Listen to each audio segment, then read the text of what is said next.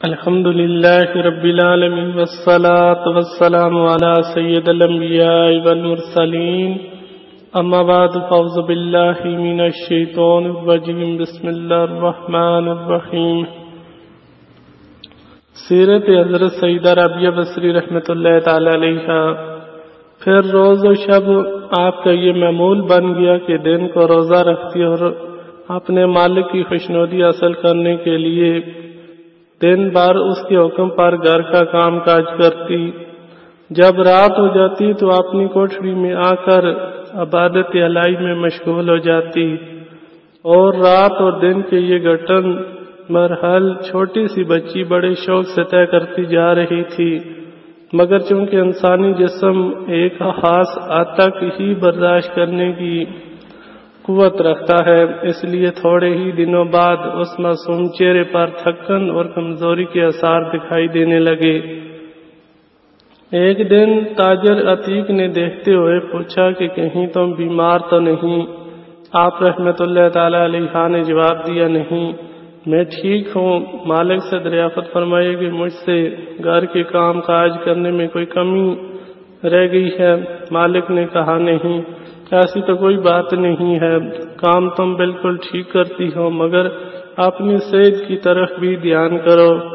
آپ رحمت اللہ تعالی علیہ نے مالک کی بات سن کر خاموشی اختیار کر لی اور اسی طرح روز و شب اپنے کام میں مشغول رہی۔ ایک دن آدھی رات کے وقت مالک کی اچانک آنکھ کھل گئی۔ اس کی نگاہ حضرت سیدہ رابعہ بصری رحمت اللہ تعالی علیہ کی کوٹھری کی طرف چلی گئی۔ اسے کوٹھری میں چراغ کی روشنی سی معلوم ہوئی تو بڑا حیران ہوا کہ یہ کنیز آدھی رات کو جاگ کر کیا کر رہی ہے۔ کوٹھری کی طرف بھاگا، مگر یہ دیکھ کر اس کے قدم کوٹھری کے دروازے کے باہر ہی رک گئے کہ اس کی کنیز بارگاہ الہی میں سر بسجود ہو کر مناجات میں مشغول ہے۔ ایک روشن قندیل اس کے سر کے اوپر روشن ہے۔ حضرت سیدہ رابعہ بصری رحمت اللہ تعالی علیہ اللہ تعالیٰ کی بارگاہ میں عرض کر رہی تھی۔ تاجر عتیق نے یہ منظر دیکھا تو وہ اکا بکا رہ گیا۔ اس کے دل کی سختیاں اس ایک منظر کے دیکھ لینے سے نرمی میں بدل گئی۔ اپنے کیے پر پچھتانے لگا کہ میں نے اس چھوٹی سی بچی پر کس قدر ظلم ڈھائے ہیں کہ ہر وقت گھر کے کاموں میں ہی الجھائے رکھا، اور بچی کا یہ حال ہے کہ اس چھوٹی سی عمر میں اللہ رب العزت کی عبادت میں راتوں کو مشغول رہتی ہے۔ اسی وقت اپنے دل میں اس بات کا عہد کیا کہ صبح ہوتے ہی اپنی زیادتیوں کا ازالہ کروں گا۔ الٹے پاؤں چپکے سے واپس اپنے کمرے میں چلا آیا تاکہ حضرت سیدہ رابعہ بصری رحمت اللہ تعالی علیہ کی عبادت میں خلل نہ پڑے۔ کمرے میں آیا تو اب نیند اس سے کوسوں دور چلی گئی تھی۔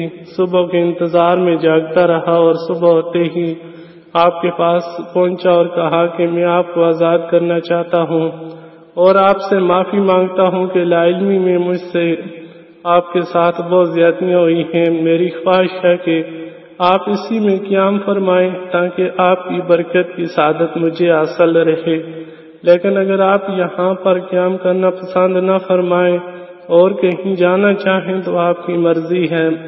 حضرت سیدہ رابعہ بصری رحمت اللہ تعالی علیہ نے فرمایا، میں نے تم کو معاف کیا۔ پھر آپ کوٹھری سے باہر تشریف لے آئی اور وہاں سے رخصت ہو کر گوشے نشینی اختیار کر۔ اللہ تعالیٰ ہمیں ان باتوں کو خوب سمجھنے کی اور ہمیں بھی اسی طرح عبادت کرنے کی اور عبادت میں شوق، دل، لگن، اخلاص، خلوص سے عبادت کرنے کی اللہ تعالیٰ ہمیں بھی توفیق عطا فرمائے۔ آمین بجائے النبی الامین صلی اللہ علیہ وآلہ وسلم۔